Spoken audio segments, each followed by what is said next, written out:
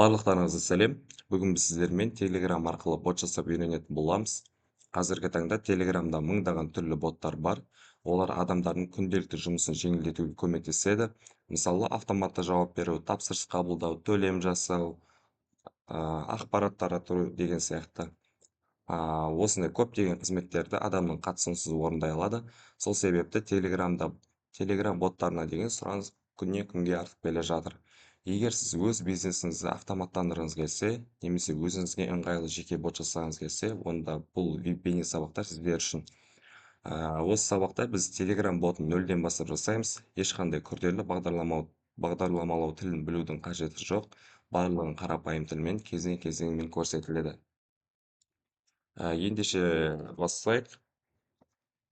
Қазір мен бот жасау үшін қандай құралдар керек, мен барлығын көрсетіп шығамын. Ең бірінші біз Telegram өзіміздің аккаунтымызға кіріп, поискқа botfather деп жазамыз. И бізде дәл осылай галочкамен осындай аккаунт шығады. Бот жасау үшін бізге осы Telegram'да осы аккаунтқа кіру керек. Келесі бізде Python.org 3.13 версиясы керек болады. Іздеу жолағына осыны жазып, осыған кіреміз. И бізде Windows installer, сізде Windows болатын болса, немесе Mac болатын болса, өзіңізге ыңғайлы версиясын тартып аласыздар. Келесі бізде Visual Code Studio.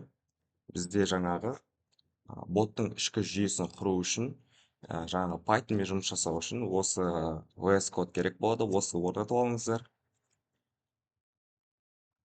Яғни біз бұл Python және осы VS Code'сыз біз жасаған боттың ішкі жүйесін құра алмаймыз.